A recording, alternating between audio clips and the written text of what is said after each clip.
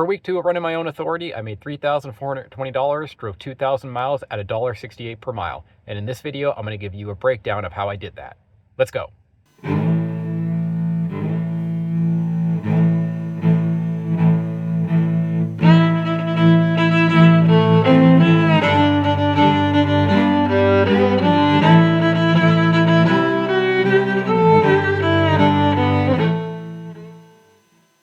Welcome back to Trucking the Seven Seas. This is episode number 82.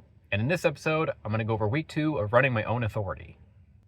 For this week, we run primarily in the South and Texas, and we also managed to get a day of layover and break our ELD. If you're new to this channel, welcome. I started this channel in order to show exactly what truck drivers make. We started as a company driver working for night transportation, moved on to a lease operator working for night transportation, moved on to an owner operator leased on the Landstar, and now we are an owner operator with our own authority. I show all of the loads I take, what the revenue is, what the expenses are, and what my net cash flow is, and I compile all this information that I put into a spreadsheet that I share with you at the end of every video. So if this is a topic that interests you, follow the channel. But last episode, we left off in Piney Flats, Tennessee. So we grabbed a load up in Michigan, and then we took it to Piney Flats, Tennessee. And then we were in that area, and we were looking for another load. So looking around, trying to get either back to the Midwest or go to Texas. It was about a Friday when I dropped that load, so I needed to find a weekend load, so something a little longer. So looking around, and I ended up finding this load right up here. So I'll kind of put the details of it up top there. So this one picked up in Jefferson City, Tennessee, and then it had a live unload and live reload in Dallas, Texas, and then it went right back to Jefferson City, Tennessee. So that one was okay. So we picked it up in Jefferson City, Tennessee, which is 80 miles away, something like that, not too bad. And then it was going to Dallas, Texas, where we just backed it into a shipper and they unloaded it, and then they just went ahead and reloaded it. Same place, same dock, same everything. And then we took it right back to Jefferson City, Tennessee. So I thought this one was decent. So I booked it for $32.50, which was, basically $1.80 per mile. Thought that was decent. 1,700 mile load going to Dallas and then right back. Keeps me busy through the weekend. So that was a pretty important. I needed a fairly longer load to get through the weekend, and this was definitely it. So that was good.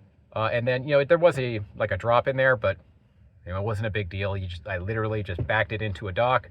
They unloaded it and then they reloaded it. I think it was only like 12,000 pounds or something like that. So it was also fairly light. So that was good. $1.80 per mile for a 1,700 mile load. I think it's okay, right? The longer the load, the less it's going to pay. So this one was okay. So we went ahead and booked this one. So we're going to go to Jefferson City, to Dallas, then right back to Jefferson City. Let's go.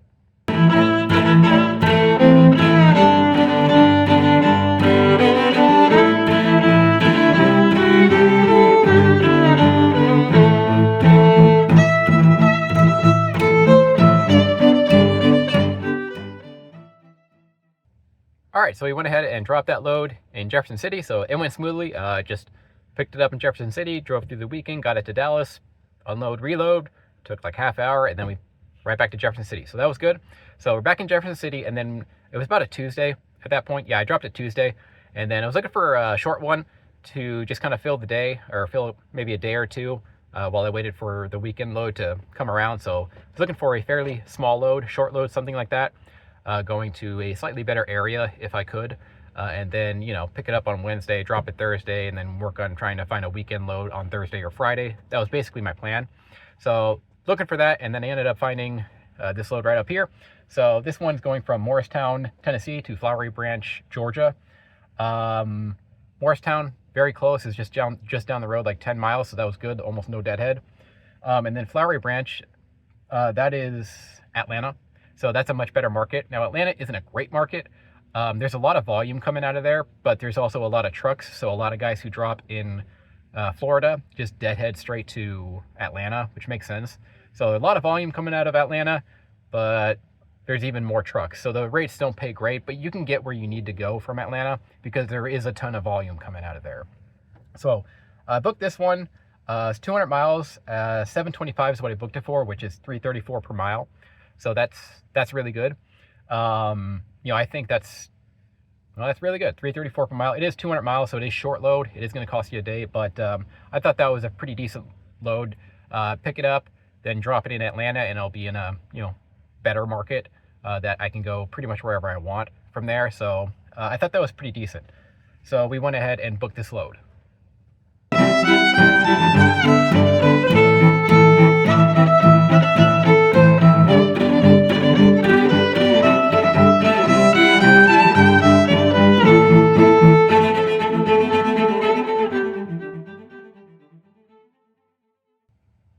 All right, so we got to Flowery Branch, Georgia, and a couple of things happened along the way. So my ELD has been giving me a little bit of issues lately. It just wasn't kicking me into drive properly. It did this 1 or 2 times in the last week or so, and I kind of just ignored it. It happens sometimes where your ELD just malfunctions and it doesn't kick you into drive. You can usually get around it just by just clicking drive and doing it yourself. Sometimes it happens. So it happened once, like in Michigan, I think, and I just sort of like, stupid thing's malfunctioning. It's not working. So I just put myself in drive and then pretty much worked from there on. And then it did it again, basically a couple days ago. I think I was in Tennessee actually, or maybe Texas or something like that when it did it again. And I started to like, oh, it's okay, it's doing it again. That's a problem. But I just sort of did the same thing, or I just put myself in drive and just, all right, let's keep moving. Just see how it goes. But then when I left, where was I? I think I was either in Georgia or just about to hit Georgia. It just stopped working. Yeah, so when I was kicking myself in drive, it would usually just fix itself and then I'd be good to go. But then it just stopped working at all and it would not go into drive, period. I would go into drive, but then it would not detect movement after 5 minutes and kick me into on duty. And then it just stopped recording where I was, stopped recording the mileage, stopped recording everything. So I tried a bunch of things. I tried to replace all the fuses. I tried to unplug it, replug it back in, just do all the whiz-bang stuff that I would normally do. But unfortunately, it just would not work. So this is an Omnitrax device. So, they're what I took over from Landstar. So when I left Landstar, they just said to keep my ELD. So I already have my ELD installed and everything. I'm like, all right, that's what I'm going to use. All I had to do was activate it. So that's what I had, and that's what I still have. But at this point, I think it was on the way to Atlanta, I just started to realize, yeah, my ELD is busted. Something's wrong with it. Maybe it's the cable, maybe it's something else. I'm not sure, but this ELD is definitely broken at this point. So it's on my way to Flowery Branch / Atlanta and realized, all right, I got to fix this. So that was on the to-do list. So on my way, ELD breaks. Great. Luckily, there were no way stations in between. This is kind of a weird area to drop in, so it wasn't Atlanta proper, so I was able to get around all the way stations. So that was good, but obviously ELD broke. Need to get another one. So that happened on the way. And then when I got to Flowery Branch, got there Thursday. Yeah, I got there Thursday for a 09 appointment. Got to the receiver. Receiver says, no, this load isn't due till Monday, 5 days from now, or 4, whatever it was. And I was like, oh, that's great. But I had a confirmation. I booked this load through TQL, by the way. Had a confirmation, called up the broker, and he's like, oh, that's okay, that's a problem. He sent me the confirmation. There were multiple confirmations, and he was more than accommodating. So he was like, okay, let me figure this out real quick. I don't think there was any deception or anything like that. It just, this happens. Shouldn't happen, but it definitely does. So he called up the shipper and his customer and everything. And basically, the receiver just flat refused to unload me. So I'm like, all right, I'm out of here. So I called up the broker. I'm like, hey, this is a day of layover. He's not saying it. And again, the TQL was very accommodating. Like, yep, you're right. This is a day of layover. Didn't even question it. I asked for $250. They gave me $250 right away. So that was good. And he was basically trying to get me unloaded the next day on Friday. So that was what he was working on. And yeah, so that happened. But it was interesting because my ELD broke, right? So ELD broke. I'm like, I need to get this thing fixed. And I was in Atlanta, or close to it. And I'm like, all right, I got this day of layover here. All right, let's see if I can get this thing fixed. And I was looking around. So most ELDs, the company just mails you the ELD when you break it or you need a new ELD or whatever.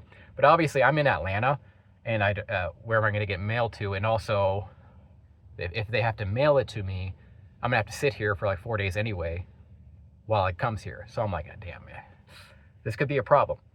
So I was looking around trying to find a mobile guy who can maybe try to fix it or look at it. I tried everything I could. I couldn't fix it.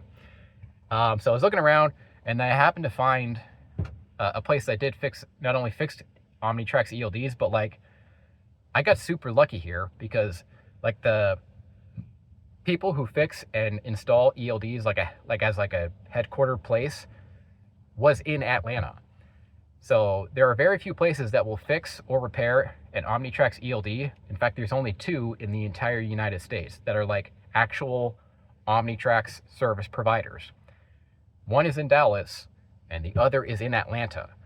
So actually, this day of layover worked out really well because, so I called the guy up. I'm like, hey, can you fix an Omnitrax? He's like, yeah, we're the service providers for them. I'm like, oh, so you can fix it? He's like, yeah. Like, all right, how long does it usually take? He's like, yeah, about 45 minutes or something like that. I'm like, oh, that's awesome. And I got super lucky here because I could have been in like, Vegas or something like that. And then what do I do if my ELD is broke? I guess I have to wait and get another one. Or I could have been in like Pennsylvania or, Michigan or something like that. And I'm just so far away. That would have been a problem. So I actually got super lucky here that a Omnitrax service provider was in Atlanta right when my Omnitrax broke in Flowery Branch, which is about 50 miles away from actual Atlanta. So I'm like, all right. So got this day of layover.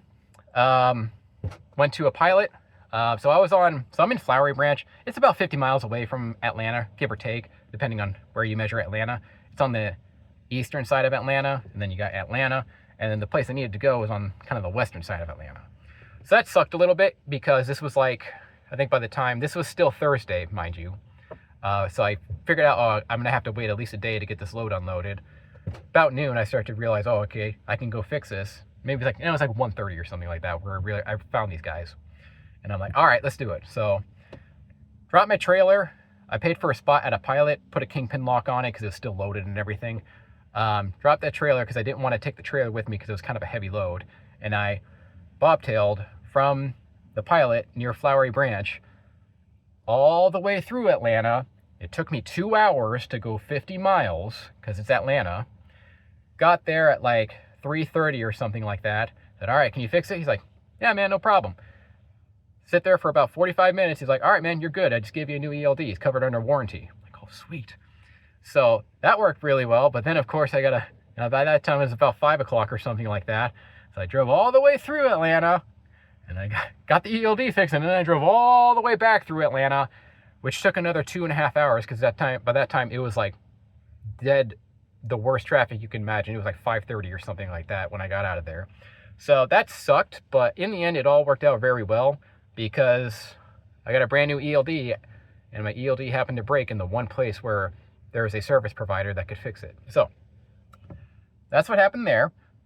Interesting story, but I got a brand new ELD, and actually I got super lucky that it broke in Atlanta, because if it didn't break in Atlanta, I don't know what I would have done. That would have been a huge problem. I guess I would paper logs, I guess, for a while until I can get a new one. Maybe, I don't know. Anyways, did that, got all that, got the ELD, so I got a brand new ELD, all good. And then went in the next day to the same shipper, or to the same receiver, and basically the broker said, hey, go tomorrow, they'll unload you. So that was good, and that's what I did. So I went to the receiver, 9 a.m., and they unloaded me by about 10, and then we were empty, and we're good to go. So all in all, that could have been a huge disaster on multiple fronts. There couldn't have been an Omnitrax provider there, or I could have just spent 4 days waiting for the load to get unloaded, and I don't know, that would suck. Anyway, so that all worked out really well in my favor, actually, because I basically got paid $250 of layover to go fix my ELD. So that could have been a disaster, but it worked out really well in my favor. Anyways, so that is the Flowery Branch, Georgia load. By that time, it was Friday, and I'm using Friday as the end of the week, so you'll probably see these videos come out roughly Saturday, Sunday. So Friday will be my end of the week, and then I'll start posting the load Friday, Saturday, maybe Monday or Tuesday if I'm running late. So with that said, the Flowery Branch, Georgia load is going to be the last load on this paycheck. So we're going to get into spreadsheets right now. Okay, it's spreadsheet time. So as discussed, we're going to go over week 2 of running my own authority. So let's do it. For week 2, we did 2 loads. In those 2 loads, we got 2,037 miles. Paid a total of $4,225 at $2.07 per mile. Variable costs. For fuel expenses, we fueled up a total of 3 times. In those 3 times, we paid $619 for an average of 30 cents per mile. There were no maintenance expenses this week. Other expenses, OTR factoring, $116. Scales, 37. Parking, 32. For a total of $185 at 9 cents per mile. That brought our total variable cost to $804 at 39 cents per mile. Moving on to fixed costs, we had an APU payment come in for $418. Our ELD monthly subscription came in for $37 for a total of $455 at 22 cents per mile. Totals for week 2. Total expenses for week 2 were $804 at 39 cents per mile. Total revenue was $4,225 at $2.07 per mile. That brought our weekly settlement to $3,420 at $1.68 per mile. Okay, so let's go ahead and review the week, talk about caveats and anything like that. So week 2, again, only did 2 loads. Booked that 1 load from Jefferson City to Dallas, back to Jefferson. Not a bad load, paid $1.79 per mile for a 1,700 mile load, got me through the weekend. I thought that was okay. You know, if you can book nearly 2,000 mile loads for $1.80 per mile, I don't think that's too bad. You know, the longer the load is, the more revenue you're going to get. And, you know, it's just easy to get like 600 miles a day on loads like that. So I thought that one was okay. Not too bad. Took me through the weekend. There was a live unload and reload at the same place, but that only took me like half hour or something like that. So I thought this one was okay. Deadhead was decent, only 80 miles away. So all in all, this is okay. You know, I'd obviously want that to be higher, but if it's nearly 2,000 miles, yeah, I think that's not too bad. Not bragging about that one. It's okay, in my opinion. But yeah, there's that one. This one right here, this was a short load, obviously, for $334 per mile. I think that's okay. You know, quick short load, picked it up like Wednesday. Tried to drop it Thursday. So it was a day after load, and then theoretically I would have been able to grab another load on Thursday and then, you know, haul through the weekend or something like that, or maybe grab another short load, something along those lines. But $334 per mile is obviously really good, even on a short load. I think that's okay. So that happened. Of course, though, when we tried to deliver it, we did get rejected at the delivery, so we got a day of layover. So that was $250 as well. So these are together. I did separate the mileage here, so this 334 does not include this 250 right here, because I don't know, I could put it in there, but I decided not to. I made it a separate column there. So that's what I did. Had that day of layover, which normally would suck, but because my ELD broke the same day and I needed to run across Atlanta anyway, that actually worked out very, very well in my favor. So I wasn't even mad about this. I basically got paid $250 to go fix my ELD. So I was like, okay, fine, you know. So that was actually pretty good. I thought overall, even without the layover and everything, if I book loads like that, that's decent. You know, 200 miles, you know, that's going to be okay. So this one I thought was perfectly fine. Layover, also perfectly fine, because it ended up needing to fix my ELD. So all in all, I thought these 2 loads right here, only these 2, you know, I only booked 2, but it all in all was a pretty good week. If I could do stuff like this on a weekly basis, I think I'd do it well.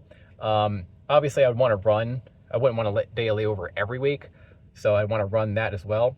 But, you know, if I look at this and I book 1 long load and then like 2 medium loads or something like that, or just maybe 3 long loads, I think I'm doing pretty well.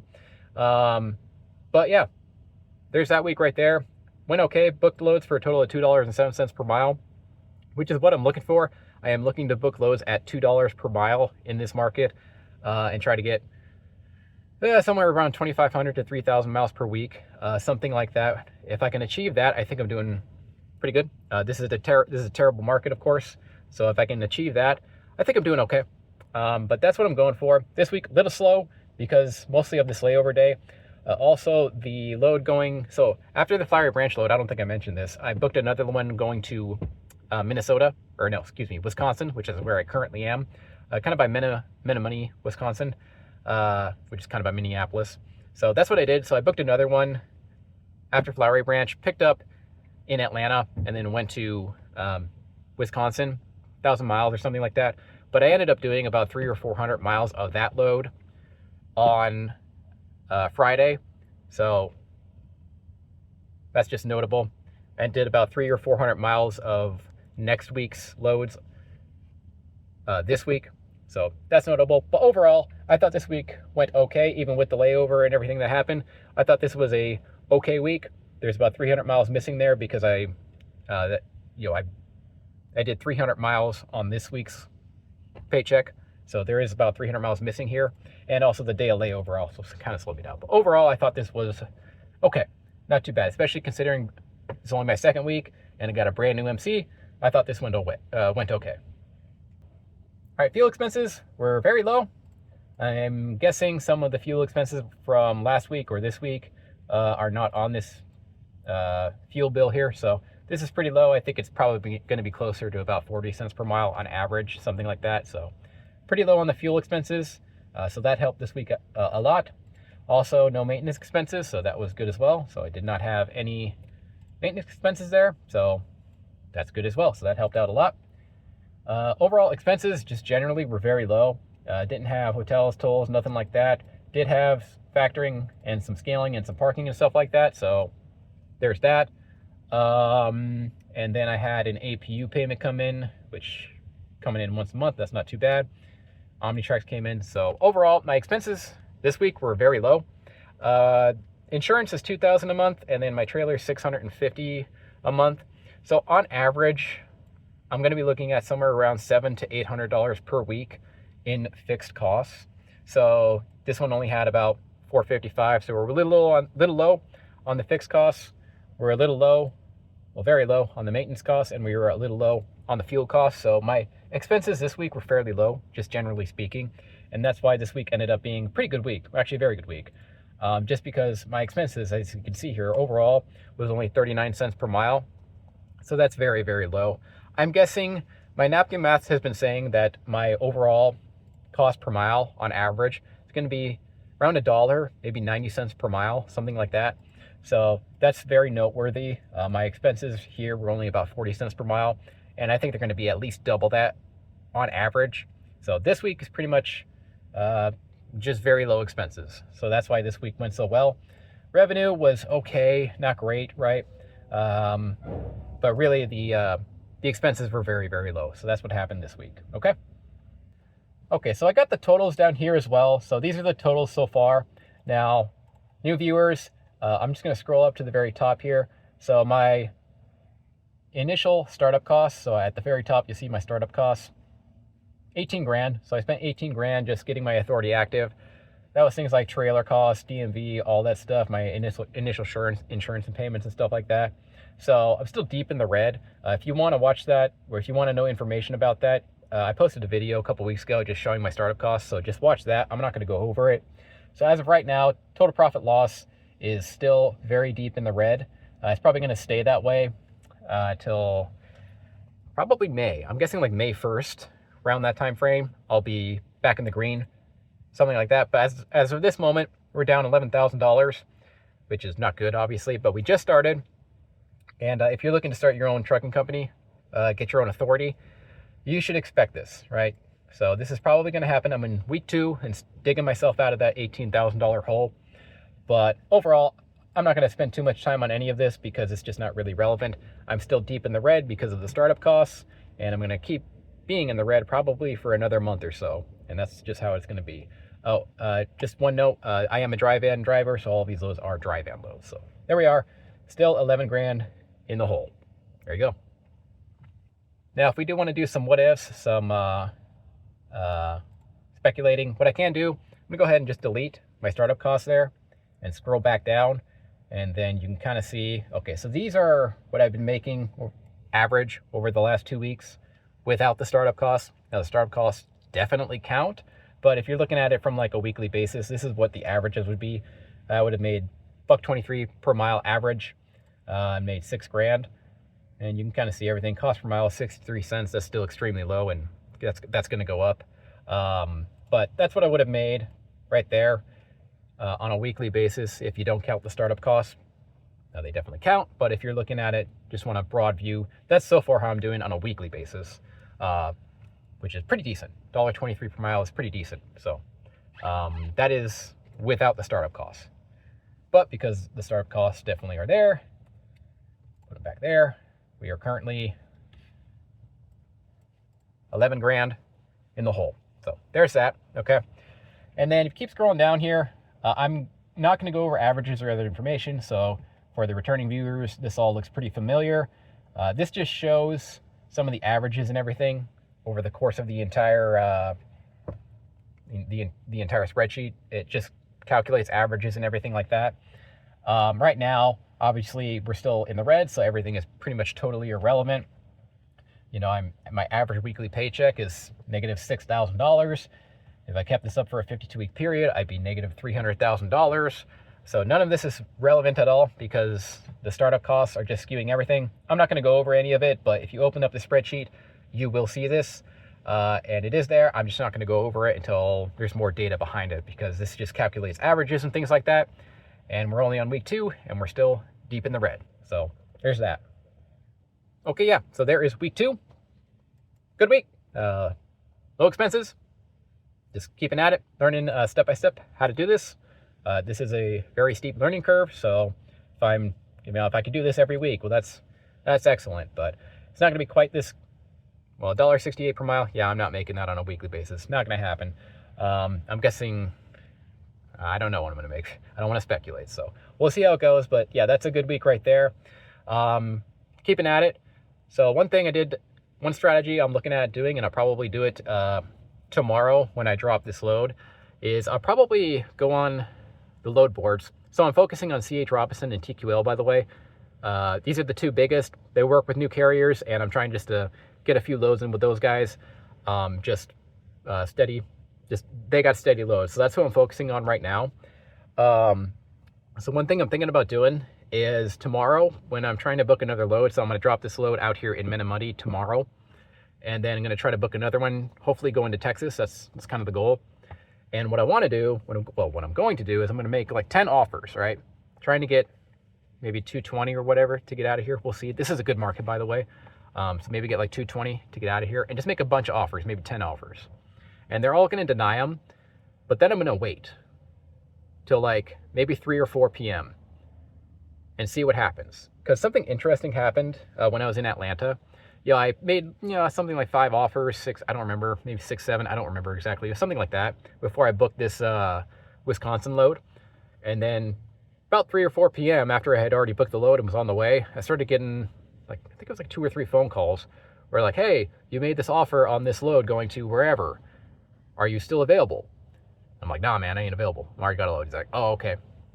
So I thought about that and I'm like, what's probably happening there is those brokers thought they had that load booked and then the driver or the carrier backed out of the load for whatever reason. And now that broker is probably desperate to book that load, which is why he was calling me. And this happened like 3 times. So the wheels started turning here a little bit, right? I'm like, oh, if I just put out like 10 offers that are above what they want, and then I wait until like 3 or 4 p.m., I'm betting they're going to call me back because one of their loads that they booked is going to fall through, and then they're going to need to book one in a hurry. And then there I am going to be empty and everything. I just get the phone call like, hey, you're still available? Well, yes, I am still available, one of those. So that's going to be the strategy for tomorrow. I'm going to give it a shot and I'm going to see how it goes. Now, it might backfire in my face if I never get a call back and then I just end up sitting for a day and look like a moron, which very well could occur. But I'm going to give it a shot. So tomorrow morning after I drop this load, I got to drop it at 08. I'm going to start making phone calls, and I'm going to give like 10, maybe 10 offers out there. Just throw them out there, and, maybe negotiate a little bit, but negotiate a price that's not well above, but above what they want to pay, right? And then I'm just going to leave them hanging. Just going to hang up the phone. I'm like, no, that's okay. I'll pass. And I'm just going to do this maybe like 5 to 10 times. We'll see how many loads are available, right? And then I'm just going to wait. And I'm going to wait. And I'm going to wait till like 3 or 4 p.m. And then if nobody calls me, I think somebody's going to call me, be like, hey, are you still available? Yes, I am, right? One of those, and see what I can get out of them. I think that's a pretty good strategy. So that's what I'm going to do. Now, hopefully it doesn't backfire in my face and I end up just sitting for an entire day and looking like a moron. But that's going to be the strategy for tomorrow. So that's a strategy I'm going to pull. I'll try to pull tomorrow. We'll see how it goes. I don't know. But anyways, that's for next week. And we'll see how that goes. So right now, doing okay. Gonna keep at it, just keep running for about a month or so.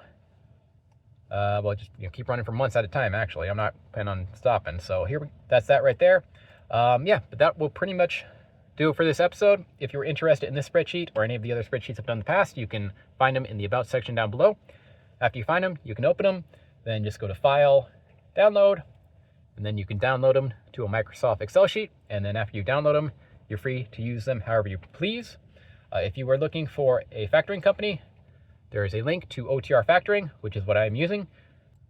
Feel free to use them. I'm getting paid within 24 to 48 hours generally on these loads, so feel free to use them. There is a link down below.